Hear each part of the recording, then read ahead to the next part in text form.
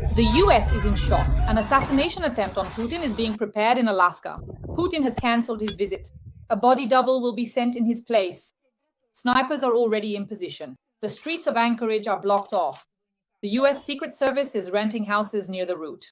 Local residents are coming out to protest. Behind the scenes, there is talk of a deal and a possible assassination. Breaking news, friends. Putin is not flying to Alaska. Instead, a body double will go. Insiders. The reason is fear of assassination. Friends, it's August 12th, and we have sensational news. Putin is sending a body double, not himself, to the meeting with Trump in Girdwood, Alaska. This is being reported by insiders. The reason is fear of an assassination attempt. Snipers are already operating in Alaska.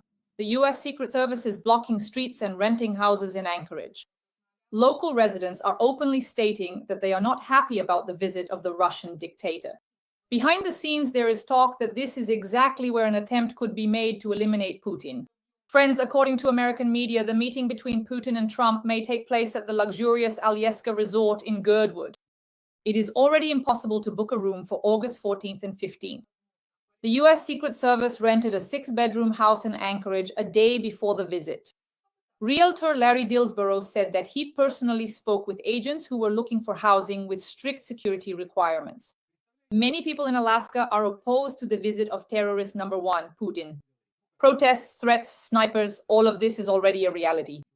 That is why, according to our sources, it won't be Putin himself attending the meeting, but one of his doubles, the kind that have already appeared at negotiations with world leaders. In an in-depth analysis with top analyst Oleksandr Demchenko, we will tell you who this person is, what threats are looming over the meeting, and what could happen in Alaska.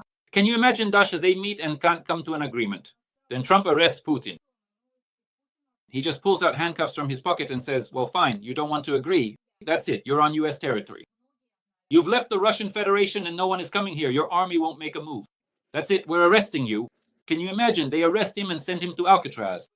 First of all, Trump has already met with the doubles of the Russian heads of state. This happened when Trump first came. I think it was, I don't remember exactly, either 1986 or 1988. They brought Trump up to Gorbachev. And Trump thought it was actually Gorbachev himself. But this is a well-known story, a documented story. There are facts, there are photographs, and this is already a well-researched story that it was a double, that Trump was deceived. I don't know if it was a double or just someone who looked like him, or if someone wanted to sell something to Trump or buy something from him, and they urgently needed to find someone who resembled Gorbachev. You see, when people like Trump visited the Soviet Union, especially Moscow back in those days, the KGB always kept tabs on such people, always. That's not out of the question. Well, it's not an exception to the rule, it's the rule itself. People like that were always supposed to be monitored by the KGB. When Robert De Niro came to the Soviet Union, the KGB kept tabs on him too. And the KGB kept tabs on Trump as well. The question is, to what extent did they monitor Trump? You see, how far did they follow him? The Committee for State Security. So the fact that he was already given a double at some point in history is a fact. Will a double be sent from Putin? I'm not sure about that. Although, honestly, well, listen, that would be very, very comical, wouldn't it? If Trump were to meet with a double and then Witko, not even Witko, but Rubio would whisper in his ear, look, boss, we didn't authorize him. This guy, he's a fake. That's not the one. You're not negotiating with him. Yeah, that would be funny, and that would go down in the annals of history. And not just in history even. Trump might fly to Russia on August 15th, right after the talks in Alaska. Trump didn't misspeak. Insiders have reported, including Dmitry Gordon's channel, that in fact this meeting is being prepared, the Russia-US summit, not only on the territory of Alaska, but also in Russia. Is that option possible too? That's possible too, of course. Yes, of course it's possible. What would it even mean if Trump comes to Russia, the #1 terrorist country? I'll say this would be a knockout for Trump and for America from Vladimir Putin. Because this particular and significant step would undoubtedly be a real and utter disaster, and not just for Ukraine, but it would in fact be a profound and lasting disaster specifically for Donald Trump. You see, this is no joke. Ushakov, the main diplomat from the Kremlin from Putin, stated that this meeting in Anchorage on Alaskan territory is preliminary. And Trump himself said that it is preliminary. No serious fateful decisions will be made there. None at all. It's just to feel out some points of contact. Or maybe they've already made contact long ago and we just don't know about it. Those two lovebirds, Putin and Trump. But now they want to drag Trump to Moscow and barricade him somewhere on Kremlin grounds or under the Kremlin. I don't know. But the main thing is that he comes there. Look, these are three important, well, not victories, but significant achievements for Putin within the framework of this massive special operation that started, let's say, in January of this year. So let's take a look to start with. So what did Putin get out of this? Trump brought him out of the isolation that Biden and his circle, albeit clumsily, had been trying to organize. Yes, we saw that he brought him out. He called him several times, and the conversations were absolutely pointless, fruitless, because right after those talks, Putin would still launch massive strikes on Ukrainian territory, including Kyiv. Next. Now he's flying to Alaska. The third and final test, so to speak, will be for Trump, when Putin drags him onto his turf to eat some cheboreki, just like he dragged Witkov onto Russian soil to Moscow. That would be a disaster. Not because Trump and Putin will divide up the world or agree to destroy Europe. No. But because Putin will simply get what he wanted from the special operation and Trump will hand it to him on a silver platter. Dasha, look, Trump has made a lot of statements. I'm sure there are some statements you want to discuss with me today, but I want to focus on another very important aspect of this whole process. I keep saying that Vladimir Putin is now carrying out the largest and most colossal special operation since the creation of the Russian Federation as a separate entity. This is the most powerful and the largest scale special operation in the history of modern Russia. What is this special operation about? Everything you see now is already the finale, the culmination. The special operation began with the exchange of political prisoners who had been held in Russia since January of this year. Then all these negotiations, successful or not, it doesn't matter, eventually brought the strollers here. But what is the key objective? This is the most important thing, in my opinion, because this is exactly what we should be talking about. What is Vladimir Putin's most crucial goal? There are several of these goals. The first is to break up the Ukrainian front and get from Trump everything he wants regarding the territories. After all, as we've realized, Trump doesn't have a clue. He doesn't understand at all what lands Ukraine has, that Ukraine doesn't have an ocean nearby, that the Odessa region isn't located on the ocean, near the ocean, that it's not Ukraine's last maritime region, that Ukraine is actually the largest country in Europe, and so on and so forth. But Vladimir Putin wants the front to collapse, for Ukrainian forces to retreat, and for Trump to approve this. To approve it. That's the first point. The second point is that this won't work because there is no Munich of 1938 and there is no occupation of Poland by Stalin in 1945. This isn't happening because Ukraine has its own independent position. Europe is not destroyed. Europe is not occupied. Europe is engaged in an arms race with Putin and will defeat him in this arms race. Historical processes do not repeat themselves, they never do. But the second point, what does Vladimir Putin want? What is he trying to achieve? Vladimir Putin wants Trump to pull out of Ukraine, to wash his hands of it, so that now Putin can offer him, well, let's freeze things and gradually, say for 50 days, then for 20 days, some kind of partial ceasefire somewhere. But you have to agree on the territories for me, all right, with Zelensky. Trump will go and they'll say no to him. In Europe, they'll say no. In Canada, they'll say no. In Japan, they'll say no. And in Ukraine, of course, they'll say no. And Donald Trump will say, well, fine, I'm washing my hands of it. And that's exactly what Putin wants. That was Putin's goal from the very beginning. Let me remind you that right before Zelensky's trip to the Oval Office, to the White House, Vladimir Putin, on that very morning, convened an FSB board meeting, gathered the FSB generals, and told them this was a 5-minute clip that was deliberately released because without Putin's and the Kremlin's permission, it would never have gone live. This was posted intentionally and maliciously so that everyone could see Vladimir Putin's order to the FSB generals at the board meeting. Do everything possible so that no one interferes with the rapprochement between Putin and Trump, so that no one interferes with their contact, and to remove all unnecessary people from this process. And one more thing. So that America would not be in Ukraine. These are the tasks that Putin said publicly. You can see this video. It exists. It's on YouTube and various other platforms. Go and watch it for this year, January of this year, if I remember correctly. Just go and see for yourself. It is precisely for this reason, Dasha, that we are now witnessing all of this. This process is happening right before our eyes, and in some ways it's a shameful process. But there is another component as well. Another of Putin's objectives is to shift the relationship between America and Russia beyond the question of war and peace, beyond the issue of European security, to separate Europe and Ukraine from the relationship between America and Russia, and to partially achieve the unfreezing of sanctions and various restrictions that have been imposed on Russia over the past 3.5 years of the major war, the full-scale invasion. These are the results Putin is aiming for. But the most crucial thing is to take Trump out of the game. And he intends to do this, he will do it, he will try to do it, and try to achieve the best possible outcome for himself. The climax of Putin's special operation is beginning. That is the most important thing. Not Anchorage, not Alaska, not Trump's statements, not some issues related to exchanges or not some idiotic anecdotal statements from the American side, nor any reaction from the American press, which is half true or even outright false, and in fact propagandistic by its very nature. Because it's obvious that both Moscow and Washington are now trying to shape the information space to their own advantage. That's how major states operate before the start of negotiations. But right now, the most crucial thing is Putin's goals, Putin's objectives, the actions of his intelligence services, Putin's own actions, and how this special operation is progressing, which has now been going on for exactly 6 months, Dasha, exactly 6 months, and it's still continuing. We've now reached the climax. This is the most crucial point. Yes, you're talking about institutional matters, Sasha, but I had quite an interesting experience here. I spoke with a well-known Ukrainian diplomat, an ambassador of Ukraine, and accordingly an extraordinary ambassador. And he said that at the meeting with Witkoff, it wasn't Putin who was present, but a double. After that, information emerged that the double might even be able to meet with Trump. I was surprised because a respected and well-known person, an extraordinary ambassador, a renowned diplomat, believes that Putin uses body doubles. Sasha, to what extent do you think it's really possible that a double could be at a meeting with Trump and not the real one? That Putin, because Putin won't fly to Alaska, won't go to the United States of America, he'll be afraid of being arrested or something else, and so on.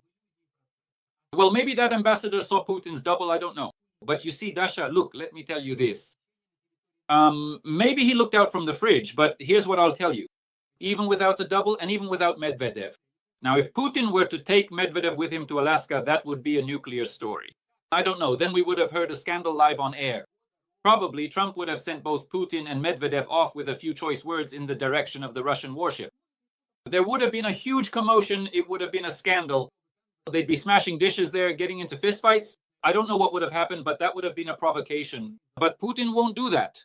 Putin needs to pressure Trump, get what he wants, secure preliminary agreements, bring Trump to Moscow, and show Trump that it's Ukraine that's not willing to negotiate, that Europe is getting in the way of everything, that there are enemies everywhere, and only Putin is his friend. That is his main goal right now, to befriend Trump against all of Europe. This is what Vladimir Putin wants. It's unlikely he'll be able to pull it off and make it happen. And really, friends, let's not panic. On Wednesday, there will be talks between Zelensky, Trump, and all the most important European leaders. And now Trump won't be able to claim that he wasn't given any initial data, key points, ultimatums, or requests from Europe and Ukraine. He'll go there with these documents and will have to decide on the spot what to do. There's something about this that bothers me, you know. A Nobel Peace Prize for Trump from Putin. So Putin could buy Trump off with a Nobel Prize. I'm not sure Trump would sell everyone out just for a Nobel from Putin. But the fact is, he's a megalomaniac. He has an inflated ego, an exaggerated sense of self-importance. He's self-absorbed. That's undeniable. And Putin will play on that. But listen, this is going to happen. All of this will happen. But what matters is something else. Vladimir Putin has no intention of ending the war. He's not planning to stop the military actions, the fighting. He's not even going to do that. All this talk about Putin being ready to freeze things any moment now. He's not ready. He's not ready to freeze anything, not ready to stop anything. If he were ready to stop, he wouldn't be organizing year-round conscription. He wouldn't be switching to an electronic registry on the government services portal to send out all these electronic draft notices and everything else. He wouldn't be raising the pay for contract soldiers. He wouldn't be looking for more cannon fodder in North Korea. He wouldn't be building new defense factories with the help of China and Iran. He wouldn't actually be trying now to organize an aerial ceasefire in order to relieve some of the pressure on his oil refineries and do everything possible to keep his railways running and ensure everything is delivered on time.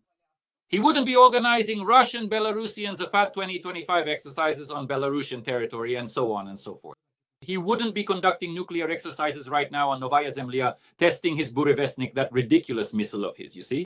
Threatening Trump, who will be in Alaska with his Burevestnik. He'll just target that missile and say, now I'm ready to negotiate with you under the threat of missiles. There, with you as the target. There as the target. You see?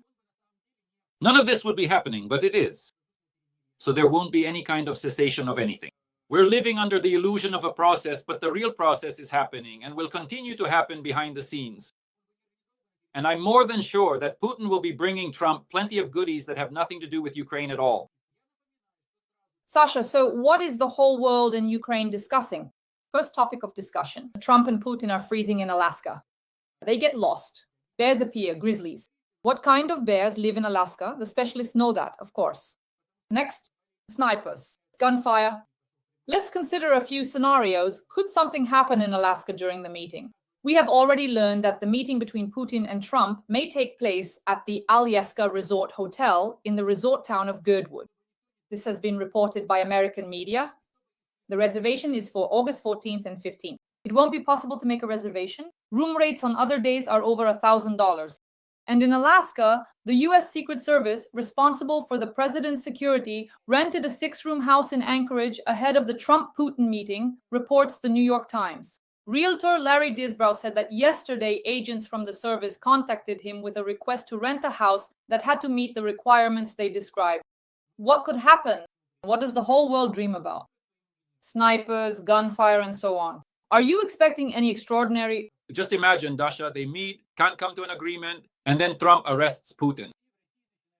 He just pulls out handcuffs from his pocket and says, all right, you don't want to agree. That's it. You're on U.S. soil. You've left the Russian Federation. No one is coming here. Your army won't make a move. That's it. We're arresting you. Can you imagine? They arrest him and send him to Alcatraz. And Putin lives there for the rest of his days. And in Russia, a soft coup d'etat begins. I don't know what might happen. By the way, today is a very important date. It's exactly 25 years since the Kursk submarine sank. And when Putin killed them, and yes, it was him, he didn't rescue those sailors, the crew. A huge number of people, if I remember correctly, it was 188, but I don't want to speculate on the exact number. I remember very well the scene when he came to those widows, to the wives and mothers of those sailors who simply drowned there, who were sinking. And he started yelling at them, saying, why did you bring these people to me? Why did you bring me this soup? These are prostitutes. Why did you bring them all here? This is all a setup. None of this is real. Then he was saving his generals' skins. And he was saving his generals' skins. I don't know why did I remember this? I don't know what is supposed to happen, Dasha, in August. But it's clear that right now we need to understand what will become the Kursk moment for Vladimir Putin. Another one, right? What will be his true black swan? The thing that changes everything and completely turns the situation upside down for Vladimir Putin and not in his favor. As for a coup, don't count on it right now. It's not going to happen in the coming week. Hoping that the Europeans will suddenly go to war against Putin, no, that's not going to happen. But the fact that they might not come to an agreement with Trump and Trump might get angry, maybe that's exactly what will happen. We don't know what's going to happen. We don't know what Trump will bring to him. Right now, we're bracing for the worst possible outcome, right? Because we hear statements being made. But let's see what happens next. Honestly, Trump's statement actually made me happy. Well, at first it made me angry, but then I smiled. Here's what I'll tell you. Just like that. He didn't even realize what he was saying. Remember, he said, just like Cinderella, he came out at midnight and said that if it weren't for that general who sent the tanks off-road into an open field, Putin would have taken Ukraine in 4 days. Well, first of all, everyone immediately showed Trump the truth. We remember that, we know it, yes. And they showed him again, yes, all that footage, that they were actually moving along the highway and were shelled and completely destroyed, and then were forced to retreat. But the most important thing is something else. When he said, knowing Vladimir Putin, that general should have already been killed or Putin has already finished him off. Let me remind you that with only a very brief pause, all the troops and operations in Russia have been and are still commanded by General Valery Gerasimov, who remains the head of the general staff to this day.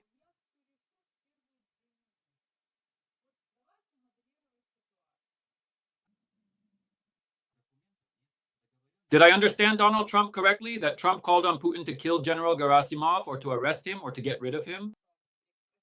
If that's the case, then let them at least give some kind of signal, some kind of sign, you know?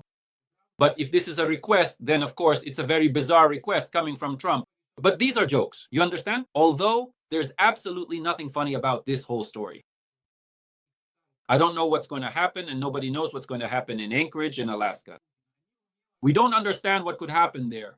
But I think we're in for a lot of surprises. And by the way, from the very beginning, you see the Russian Federation and Putin, they skillfully play this whole story in the information war, making it seem like Russia has sorted everything out and now everything will be fine. I don't think everything will be fine and wonderful for Russia. In fact, I believe that Vladimir Putin will be forced to lose quite a lot. And the more Trump forces Putin to lose as part of these agreements, the higher the likelihood that power will change in Russia and Vladimir Putin will be removed. Sasha, Trump also said a very important phrase that I'll solve everything in the first 2 minutes. So let's try to model the situation. So Trump and Putin meet in Alaska, and then most likely Trump is supposed to come to Russia on August 15th for this Russia-US summit. They need to get everything done there quickly and efficiently. So what should Putin offer Trump to make Trump satisfied? Trump was satisfied, and he said, if something doesn't go as planned, I'll figure it out in 2 minutes, turn around and leave. And if Putin doesn't offer anything, what will Trump do? What do you think? Let's model the situation. Dasha, I don't know what can be done in 2 minutes. Just like that, right? To surprise someone at that level. Well, unless, they meet and Trump walks in for 2 minutes and says, now let's dance. I really don't know what could happen in 2 minutes. But what I do understand for sure is that we've already heard things like, I'll solve it. I'll resolve all the issues of the war in a single day. I'll fix everything in 2 or 3 weeks. Now I'm going to sort everything out with Putin. I'll call him right now. Everything will be settled in 2 minutes. We have a meeting in Alaska. Then he'll be solving everything in 2 minutes on Moscow's territory or wherever else. This will keep going on. Putin's main goal is to buy time and do everything possible so that Trump and America are not involved in this war. This is the most crucial thing. I will repeat this every single time. It doesn't matter at all what Donald Trump is saying right now. It doesn't matter at all. Because we actually don't know what's on the table. We understand perfectly well that most likely nothing has been prepared, no working groups have been involved. Putin made a proposal. Witkoff brought this whole proposal in his mouth. Trump said, I'm willing to meet. Everyone ordered their teams to quickly agree on the location and the meeting of the leaders. But there's nothing there. There are no documents, no agreements, nothing at all. It's just a meeting for the sake of meeting. Now, I want to say something very important to reassure everyone. No international decision, no treaty, no agreement can bypass the US Congress. Donald Trump, as president, cannot simply sign any agreement with or without Putin unilaterally and resolve the issue. That's exactly why, precisely for this reason, he probably wants Ukraine to agree to something on its own, but Ukraine is not going to agree to any nonsense. Neither Ukraine nor Europe will. And he needs to bypass this precedent, this whole story called the US Congress, both chambers, the House of Representatives and the Senate. And even with a Republican majority, they won't vote for any nonsense called an agreement with Vladimir Putin, especially if this agreement turns out to be not just catastrophic for Ukraine or Europe, but for the United States itself, for its reputation, its defense capability, and America's internal security. No one is going to do that. And Trump understands this, and Putin understands it too. But right now, we're just going to see yet another attempt to push the situation towards some unfavorable decisions that are only beneficial for Putin. I don't think that's going to happen. But the situation is not simple. We've reached the climax, we've come to the edge. A lot will be decided on Friday, but not everything. Sasha, after talking with this well-known diplomat and ambassador extraordinary, what's his name? Our audience, while we pause here, he wouldn't really like us to make all of this public. Anyway, he told me the following. There are several reasons why Trump agreed to meet with Putin. The first option, he said, is that you have to think like Trump. This is the situation around Taiwan. That is, the United States has become convinced that Russia will not help China seize Taiwan. That's the first point. The second is the development of the Arctic. In other words, what interests Trump and Putin together are certain agreements on the development of the Arctic. And the third is Trump's ego. Trump Tower in the center of Moscow, a huge building. Trump Tower monuments dedicated to Trump. These are the perks, as he said, quoting the diplomat, the golden chocolate candy that most likely Witkoff received from Putin. And that's why Trump agreed to this meeting. In other words, there is nothing at all that concerns Ukraine. And right here it says, this is already this morning, Trump could force Ukraine to accept Russia's terms in order to strike a multi-billion-dollar economic deal with the Kremlin for Arctic development. According to the publication, about 13% of the world's undiscovered oil reserves and 30% of its natural gas are concentrated in the region. At the same time, almost half of these resources are under Russia's control. And to sum up, All the European leaders told us, including NATO Secretary General Rutte, that we have not received any information about what Putin offered to Utko. Trump, America, and the White House did not tell them about this. In other words, essentially, the deal made between America and Russia is unknown to Europe. What do you think? First of all, there is no deal. This deal will fall through. It's all nonsense. Sorry for the slang, Dasha. Let me explain in simple terms. First, in order to create this Arctic route from Russia over there towards America, I have one question. What are they going to do about the huge number of European countries? Well, for example, countries like Denmark. And what will they do about Greenland? Is Trump going to occupy it after all or not? And what are they going to do about countries like Norway or Britain with their interests there? What are they going to do with them? Wipe them off the map, erase them from the globe, sink them, tilt the Earth's axis, as the late Zhirinovsky used to shout? What are they going to do with them? Are they going to launch Poseidons at them? Are they going to send nuclear weapons there? What are they going to do with them? Or do they think that the Europeans will just swallow, just accept this so-called Trump-Putin deal, which doesn't actually exist? It's all nonsense. There is no such deal. A proposal doesn't mean a deal, you understand? That's the first point. Second, regarding the Trump Tower. Trump Tower was supposed to be built in Moscow several times. Trump visited there more than once. He held beauty pageants, met with the Agalarovs, all for the sake of building Trump Tower. He met with Putin's friends. Well, I won't name them, but anyway, he met with Putin's friends for this purpose. But nevertheless, was the tower built? No. These proposals were made several times. Did Putin build Trump Tower in Moscow? No. And now will he build it, Sasha? Will he build it now? He won't build anything. For him, it would be an insult to have a tower, an American president's tower, in his country, in Moscow. He will never do it. He might sell the idea, but it will never actually happen because, as Putin sees it, Trump is just a temporary figure. He came, and in 3 years, he'll be gone. And there won't be any Trump Tower either. And then Trump Tower would just get rebranded like McDonald's was turned into something else. What was it? Tasty, and that's it? Well, it won't be Trump Tower. It'll be Trump, and that's it. That's all there is to it. What was the third point again? Remind me. Taiwan. Taiwan. Wonderful. So, Vladimir Putin gave Trump his word that he wouldn't take part in the battle for Taiwan. He never intended to take part in the battle for Taiwan anyway. That's the first thing. But Vladimir Putin gave China assurances that he wouldn't help anyone. And from the point of view of America gaining an ally in the form of Russia, he will remain neutral, and his nuclear potential, with China's help, will also be used as a shield. I mean, the Chinese side during the confrontation. What is China trying to achieve? The most crucial thing, to divide Europe and the United States so that Europe does not help the US in the Pacific theater in a war between China and the US, if such a war happens, to reach some kind of peak indicators. The direct hot phase of the war will begin. But with the kind of policy Trump is pursuing now, Europe won't help him with anything, because if Donald Trump betrays Europe, then Europe won't help him in the Pacific theater either. In that case, there will be no NATO at all. And this is beneficial for Vladimir Putin. That's why there is no deal. In fact, if we carefully go through these three crucial points, it becomes clear that there are really only three significant traps meticulously set by Vladimir Putin. These are indeed the three primary traps Putin has strategically laid out for Donald Trump. That's what we see. And I think there are actually many more traps set. There's also the Iran trap, the nuclear weapons trap, and the trap of trade and sanctions. There's a separate trap regarding relations with China, and so on down the list, Dasha.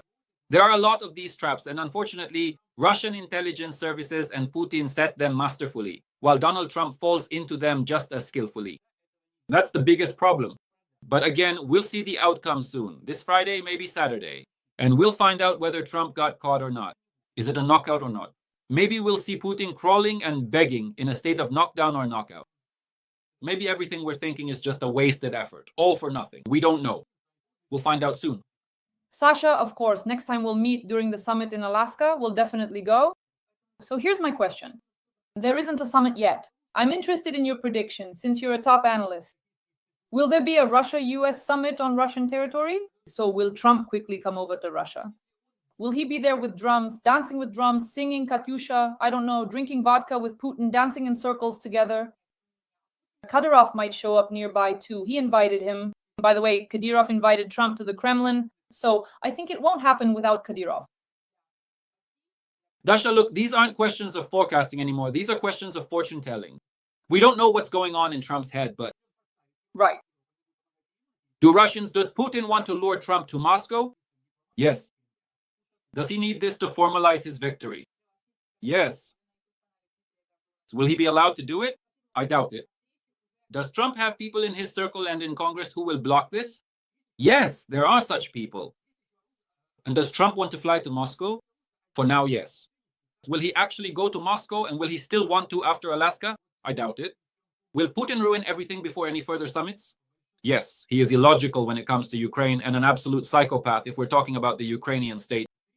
Will he strike Ukraine during this time, and will that spoil the mood for both Trump and Melania Trump? Yes. So, Dasha, you see, when the Ushakov tugboat was pulled in, yes, they tried to pull it out onto the water, and it sank. A new tugboat. I immediately remembered that top Russian diplomat from the Kremlin, Yuri Ushakov. So it seems to me that this is a very bad sign for Russia, for the Kremlin, for everyone, for Putin and all his entourage, that all these maneuvers, all these attempts, they will sink. They have plans, they have a special operation, they have planning, and in some areas they've achieved certain successes. But that doesn't mean they'll succeed in absolutely everything. And that's the most crucial thing. Friends, let me tell you the following. August is traditionally a bad month for Russia, for Putin. We don't know if there will be snipers, shootings, what will happen in Alaska, whether there will be doubles, whether they will then go to Russia, or what will be going on. I think that all of these, the answers to these questions, will appear over the weekend. And Sasha and I traditionally meet on weekends, and I think we'll discuss everything, from doubles to snipers to the results of Ramzan Kadyrov's and so on. Will there be Medvedev's? Will there be vodka? And what will actually make Trump change his opinion about Putin? Wait for the weekend, because as I understand it, the meeting in Alaska is on the 15th, which for Ukraine is most likely Saturday in any case. So on Saturday, we'll already start to understand something. Friends, please like this video. In the comments, write a few kind words in support of Ukraine, in support of our tandem, Sasha plus Dasha, Dasha plus Sasha. We work for you several times a week on Dmitry Gordon's YouTube channel and on my channel. Dasha happy. Sasha, thank you very much, and see you at the summit in Alaska this weekend.